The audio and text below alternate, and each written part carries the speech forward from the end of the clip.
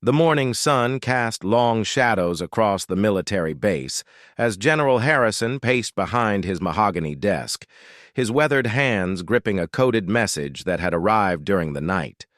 The paper trembled slightly in his grasp, not from fear, but from the weight of responsibility that pressed down on his shoulders like a heavy winter coat.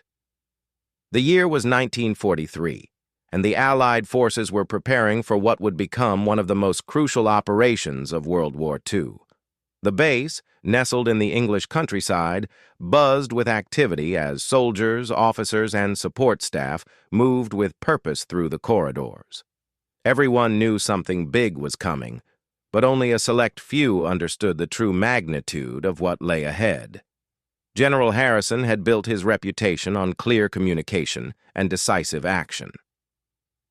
His voice could carry across a parade ground without amplification, and his orders were always crisp and unmistakable. But this morning was different.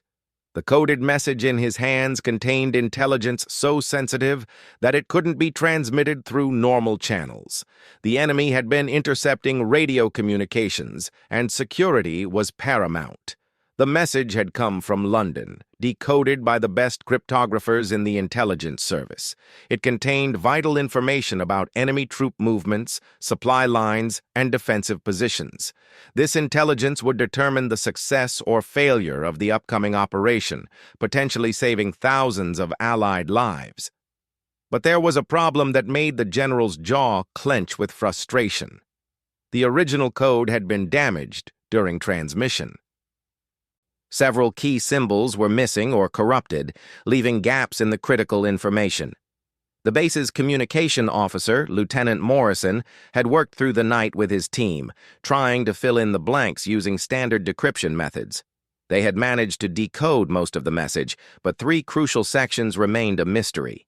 As the general studied the partial message, his aide-de-camp, Captain Stevens, knocked on the door and entered the office. The young officer's face was pale with exhaustion from working alongside the communication team all night. "Sir, we've made some progress, but we're still missing critical elements," Captain Stevens reported, his voice hoarse from lack of sleep. "Lieutenant Morrison believes the missing sections contain coordinates and timing information, but without them, we can't proceed with the operation as planned." The general set the message down and walked to the window, looking out at the organized chaos of the base. Soldiers were loading supplies onto trucks. Mechanics were working on aircraft engines. And everywhere he looked, people were preparing for something they didn't fully understand. The weight of their trust in his leadership felt heavier than his military decorations. "How long do we have?" the general asked, though he already knew the answer. 48 hours, sir. The operation window closes after that, and we'll have to wait another month for conditions to align again. Intelligence suggests the enemy will have reinforced their positions by then, making our mission significantly more difficult. The general nodded grimly. A month's delay could mean the difference between victory and defeat, between saving lives and losing them. He had seen too many good soldiers fall because of delayed operations and missed opportunities. This couldn't be one of them. For the next several hours, the general worked with his intelligence team, poring over the partial message, trying every possible combination and interpretation. They brought in additional code breakers from neighboring bases, consulted reference materials, and even contacted London for assistance. But the missing sections remained stubbornly undecipherable. The general's frustration grew with each passing hour. He was known for his problem-solving abilities, his talent for seeing patterns that others missed. But this code seemed to defy every conventional approach. The missing symbols appeared random, with no discernible pattern that matched any known cipher system. As afternoon turned to evening, the general found himself alone in his office, surrounded by papers covered in failed attempts at decryption. The decoded portions of the message lay before him like pieces of a jigsaw puzzle with crucial sections missing. He could see the outline of the intelligence, understand its general purpose, but the specific details that would make it actionable remained hidden. The base had grown quieter, as the day shift ended and the night shift began. Most of the support staff had gone home to their quarters or to the nearby village. The general sat in his chair, rubbing his temples as a headache built behind his eyes. He had commanded men in battle, made life-and-death decisions under enemy fire. But this silent war against an indecipherable code was testing his limits in a way that combat never had. Just as he was considering calling London to request a delay in the operation, something caught his attention. Through his office window, he could see the cleaning staff beginning their evening rounds. These were local civilians, mostly women from the nearby village who came to the base each evening to clean offices and maintain the facilities. Among them was Mrs. Eleanor Davies, a woman in her 50s who had been cleaning the administrative building since the base opened. She was a fixture at the installation, quietly efficient and utterly reliable. The general had spoken with her briefly on several occasions and knew she had lost her son in the early days of the war. Her work at the base was both a way to support the war effort and a means of coping with her grief. The general watched as Mrs. Davies moved methodically through the corridor, emptying trash bins and dusting furniture. There was something calming about her presence, a sense of normalcy in the midst of military urgency.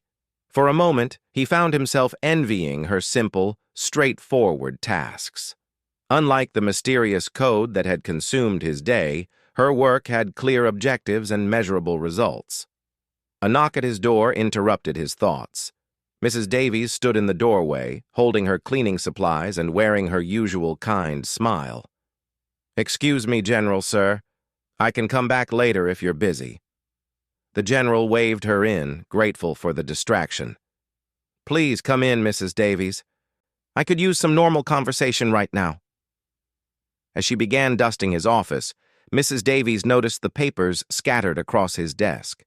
Her eyes, sharp despite her age, took in the symbols and partial words that covered every available surface. "Having trouble with paperwork, are we?" she asked with the gentle familiarity of someone who had seen the general at his best and worst. "Something like that," he replied, not wanting to reveal the classified nature of his work, but appreciating her concern. "Just trying to make sense of something that doesn't want to make sense." Mrs. Davies continued her cleaning, but the general noticed her glancing occasionally at the papers on his desk. There was something in her expression, a flicker of recognition that made him pause. He had learned long ago to pay attention when experienced people showed interest in things outside their usual domain. The evening stretched on, and the general's frustration mounted. The code remained as mysterious as ever, and time was running out. As Mrs. Davies finished cleaning and prepared to leave, the general made a decision that would change everything. Sometimes, he realized, the solution to a complex problem came from the most unexpected source. Mrs. Davies was almost at the door when she hesitated, her hand resting on the doorframe. She turned back toward the general, her weathered face showing an expression of uncertainty mixed with determination. "General, sir, if you don't mind me asking, those symbols on your papers, they look familiar somehow."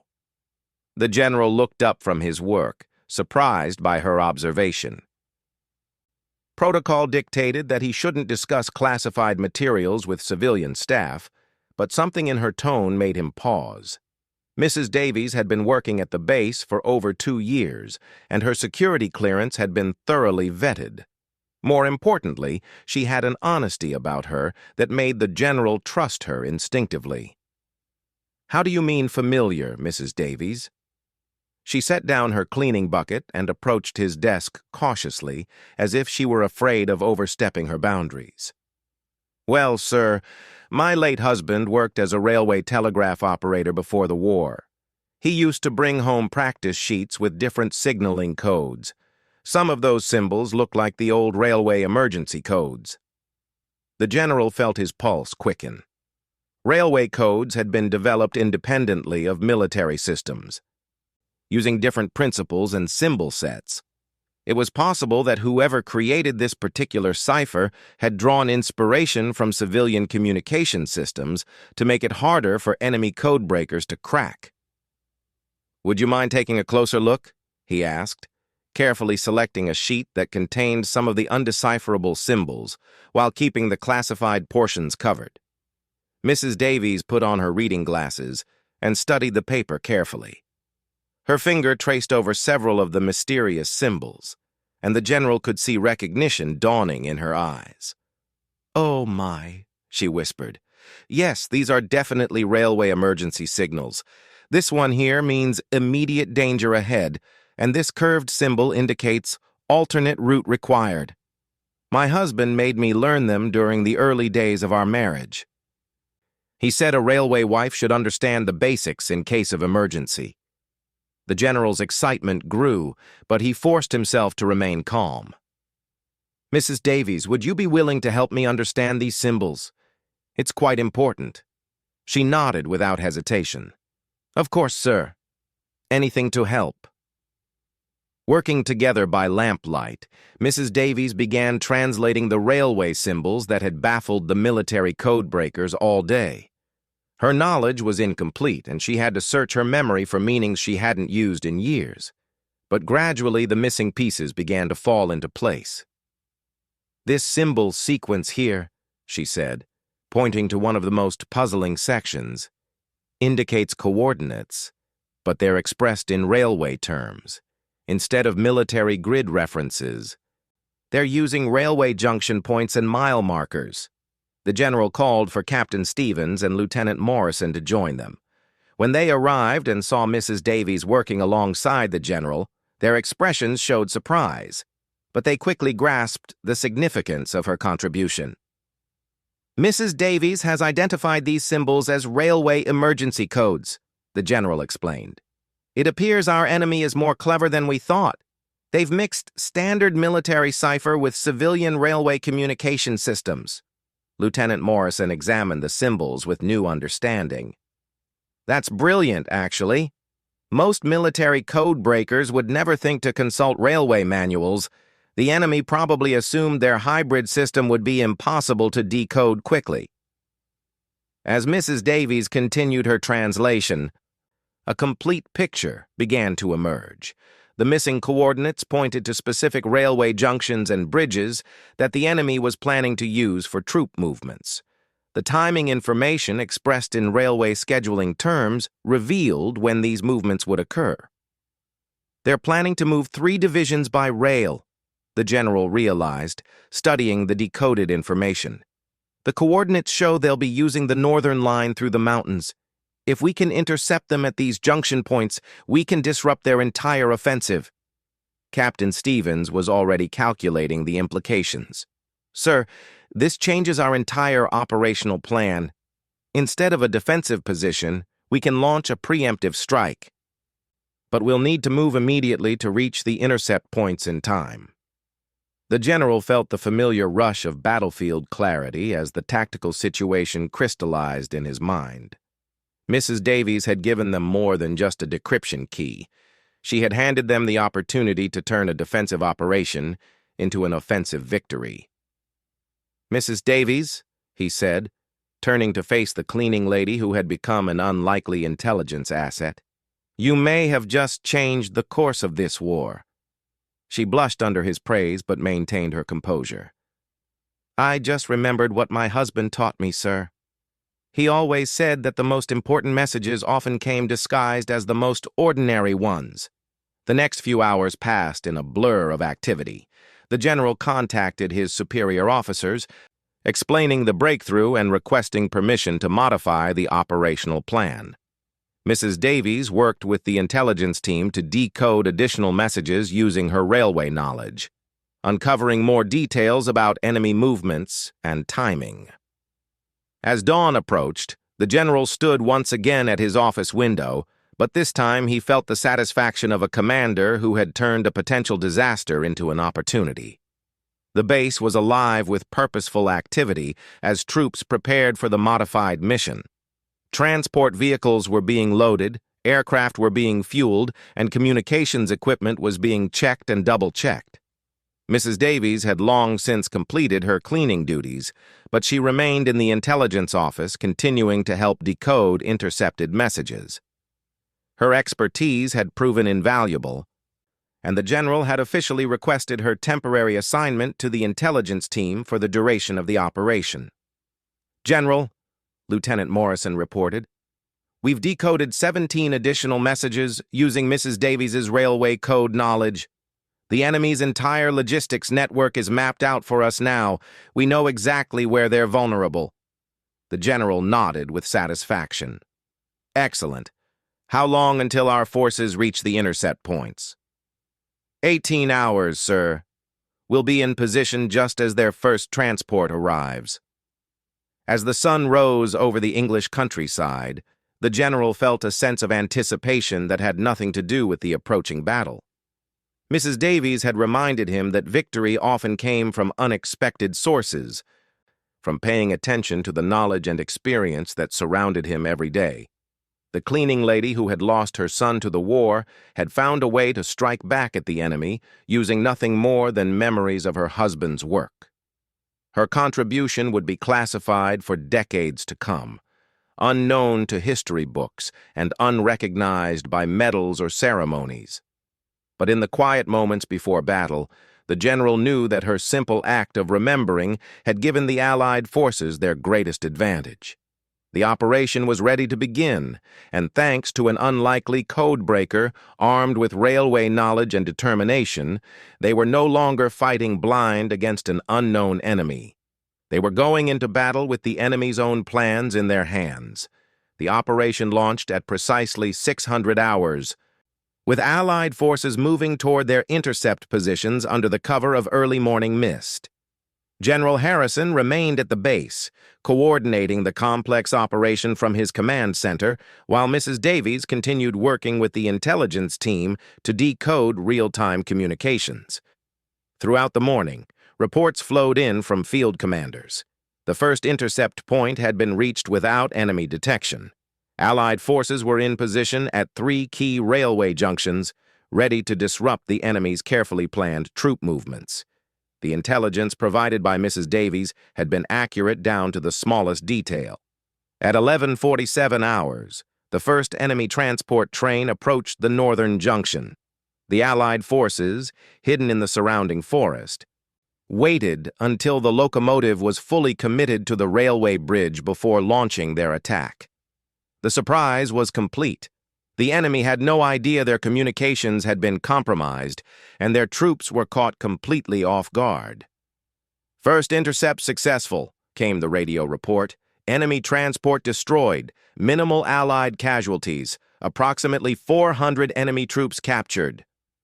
The general allowed himself a moment of satisfaction before focusing on the larger picture. This was just the beginning.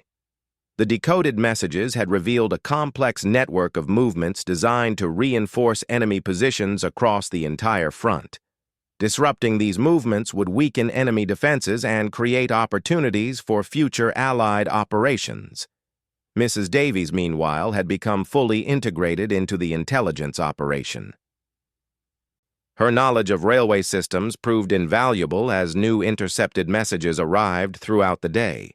She worked alongside professional codebreakers, her practical experience complementing their theoretical training in ways that surprised everyone involved. "Mrs. Davies," Lieutenant Morrison said during a brief break, "the intelligence community should recruit more people with your background. Your approach to these codes is completely different from our standard methods." She smiled modestly while organizing another stack of decoded messages. "My husband always said that understanding people was the key to understanding their messages. These railway codes weren't designed by military men thinking about warfare. They were created by practical people who needed to communicate clearly about real problems." By afternoon, the operation had exceeded all expectations. The second and third intercept points had been equally successful. Enemy reinforcements that were supposed to arrive at the front lines by evening were instead captured or scattered across the countryside. The enemy's entire offensive timetable had been disrupted. The general received confirmation that the main Allied operation could now proceed as originally planned, but with significantly reduced enemy opposition. What had started as a defensive action had become an opportunity for a major breakthrough. The intelligence provided by Mrs. Davies had not only solved the immediate crisis, but had opened up strategic possibilities that military planners hadn't dared to consider. As evening approached, the general found himself once again in his office with Mrs. Davies, but this time they were surrounded by maps showing Allied advances rather than indecipherable code sheets. The transformation was remarkable. Less than 24 hours earlier, he had been facing potential disaster. Now, he was looking at reports of a significant Allied victory. "Mrs. Davies," he said, "I need you to understand the magnitude of what you've accomplished. The intelligence you helped decode has disrupted enemy operations across a front that stretches for hundreds of miles. Thousands of Allied lives have been saved, and we've gained a strategic advantage that could shorten the entire war." She looked at the reports with wonder, still finding it difficult to believe that her memories of her husband's work had played such a crucial role. "It doesn't seem real, sir. I was just trying to help however I could." "That's exactly what makes it so remarkable," the general replied. "You saw something that trained intelligence officers missed because you approached the problem from a completely different perspective. Sometimes the most important knowledge isn't found in textbooks or training manuals." The final reports came in just before midnight. All 3 intercept operations had been completed successfully. The enemy's reinforcement schedule had been completely disrupted, their communication network was in chaos, and Allied forces had captured enough intelligence materials to keep the codebreakers busy for months. The general drafted his official report, carefully documenting the role that Mrs. Davies had played in the operation's success. He knew that much of the story would remain classified for decades, but he wanted to ensure that her contribution was properly recorded for military historians of the future. As Mrs. Davies prepared to return to her regular duties, the general made a decision that would change her life. He had been authorized to offer her a permanent position with the intelligence service, working with the code-breaking team on a full-time basis. Her unique knowledge and practical approach to communication systems had proven too valuable to waste on cleaning duties. The offer comes with better pay, more comfortable working conditions, and the satisfaction of knowing that your work is directly contributing to Allied victory, he explained. "But I want you to know that regardless of your decision, you've already done more than enough to honor your son's memory." Mrs. Davies considered the offer carefully. She had spent the last day working alongside some of the brightest minds in military intelligence, contributing knowledge that she had learned years ago from her husband. The work was challenging and important, and she realized that it gave her a sense of purpose that she hadn't felt since losing her son. "I'll take the position, General, but I have one condition. I want to continue working the evening shift occasionally. Some of my best thinking has always been done while my hands were busy with simple tasks." The general smiled and shook her hand. "Agreed. Sometimes the best solutions come when we're not trying so hard to find them." In the days that followed, word of the successful operation spread through the military command structure. The general received commendations for his innovative approach to the intelligence crisis, but he always made sure to share credit with the unlikely codebreaker who had made it all possible. Mrs. Davies became a legend within the intelligence community, though her story remained highly classified. She continued to work on the most challenging communication intercepts, bringing her practical understanding of civilian systems to bear on enemy codes. Her success rate was remarkable, and she became one of the most trusted members of the intelligence team. Years later, when the war had ended and the classified files were finally opened, historians would puzzle over the dramatic success of that particular operation. The official records showed a brilliant military victory achieved through superior intelligence gathering, but the real story of how a cleaning lady's memories had provided the key to victory remained buried in classified documents. The general kept in touch with Mrs. Davies long after the war ended. She had found her calling in intelligence work and continued to serve with distinction until her retirement. When she finally stepped down, she had contributed to the decoding of thousands of enemy communications and had played a role in numerous Allied victories. The lesson of that desperate night in 1943 stayed with the general throughout his career. He learned to value the knowledge and experience that surrounded him, regardless of its source. The most important insights often came from the most unexpected places, and the key to solving complex problems was sometimes held by the people who seemed least likely to have the answers. Mrs. Davies had proved that heroism didn't always wear a uniform, and that the most crucial contributions to victory could come from ordinary people who simply remembered what they had learned and were willing to share it when it mattered most.